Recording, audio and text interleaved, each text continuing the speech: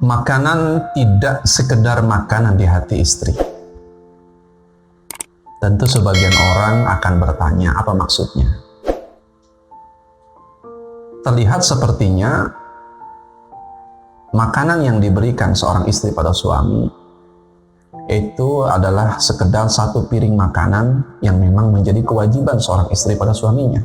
Padahal tentu tidak sesederhana itu bagi istri yang melalui proses-proses pembuatan makanan. Misalnya adalah Nabi Shallallahu Alaihi Wasallam ketika berada di Madinah, ketika di pagi hari itu Rasulullah SAW kebiasaannya ketika memasuki pagi, lepas Nabi SAW melaksanakan sholat subuh berjamaah, kemudian berdiam diri bersama para sahabat di Masjid Nabawi sampai hatta tatlu asyam, sampai matahari naik.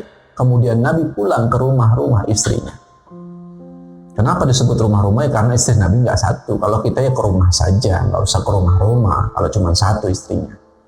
Nabi datang, Nabi hampiri istrinya, Nabi hadir, Nabi tampil di hadapan istrinya di pagi hari sebagaimana seorang istri yang tampil seorang suami yang tampil di hadapan istrinya dengan penampilan yang terbaik.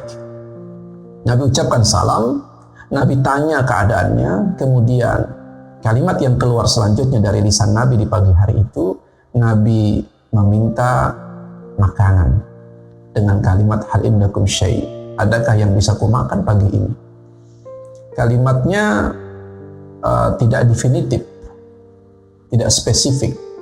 Rasulullah kalau minta makanan pada istrinya tidak spesifik. Kalau kita mungkin pagi-pagi minta makanan spesifik. Misalnya minta ada nasi uduk nggak nih pagi ini? Atau mungkin ada gorengan nggak? Atau kopi mana kopi? Nah, umpama begitu. Kalau kita spesifik, kalau Nabi enggak, artinya apa? Apa saja gitu maksudnya. Apa saja yang disediakan istri, Nabi pasti makan. Bahkan kadang-kadang Nabi SAW tidak minta, tiba-tiba di malam hari itu Ibunda Aisyah diberikan hadiah roti. Roti itu roti kesukaan Nabi, dan biasanya para sahabat tuh kalau mau memberikan hadiah, baik itu makan atau apa, itu biasanya memang diberikan pada saat Nabi mendapatkan jatah malamnya di rumah Ibunda Aisyah.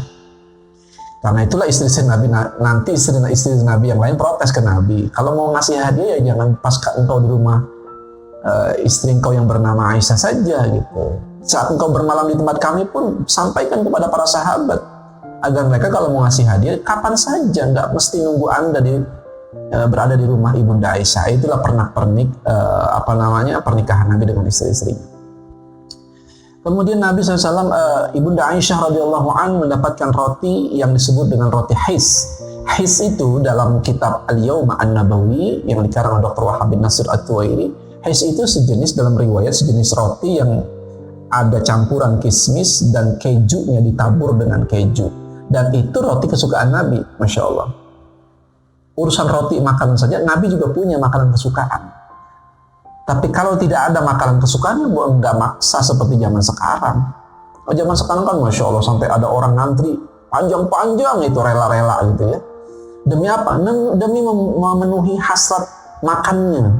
Bahkan ada orang makan itu, ya Allah, bukan cuma makanannya yang dimasalahkan, cara memakannya saja. Ada orang mau makan itu nggak bisa makan kalau tidak di samping singa gitu. Ada itu, karena ada restoran yang menyediakan singa di sampingnya.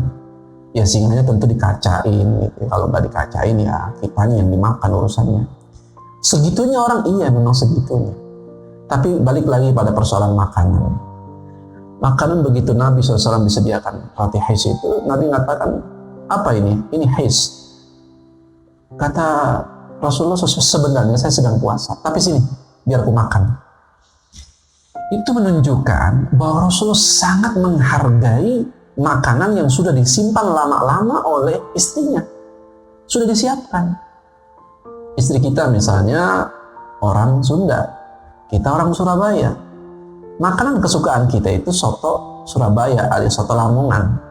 Istri kita tentu kan namanya orang Sunda tidak bisa makan, ya tidak bisa masak itu. Akhirnya kemudian istri kita karena dia mencintai suaminya, dia ingin menyenangkan hati suaminya. Dia telepon itu teman-temannya 1 minggu sebelum hari H. Telepon semuanya, jeng ini kok resepnya kok kemarin sudah dicoba kok gagal ya. Oh kamu harus pakai ini jeng, kan begitu. Telepon sana telepon untuk dapetin resep soto Lamongan itu, karena dia orang Sunda, nggak bisa bikin soto Lamongan. Akhirnya setelah 1 minggu dia dapat resepnya, dia coba dan ternyata berhasil. Dia bikin seharian dari jam 8 suaminya pergi ke kantor sampai sore akhirnya bisa dia bikin soto Lamongan. Sore hari jam 5 sore setelah dia berpeluh keringat, susah payah, dia cari resep kesana kemari, akhirnya jadilah makanan soto Lamongan kesukaan suaminya di meja.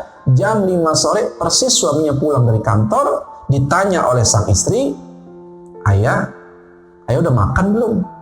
Kata dengan spontan suaminya mengatakan, udah tadi di kantor sama teman-teman, udah kenyang banget. Langsung dia ke kamar mandi, buang air kecil, langsung tidur ke kamar. Apa perasaan ibu-ibu kira-kira kalau suami macam ini? Pasti langsung hatinya pecah berkeping-keping. Sakitnya tuh di sini kalau kata orang Jawa. Sakit banget. Kenapa? Bukan soal makanannya, tapi diracik dengan rasa cinta yang luar biasa seorang istri.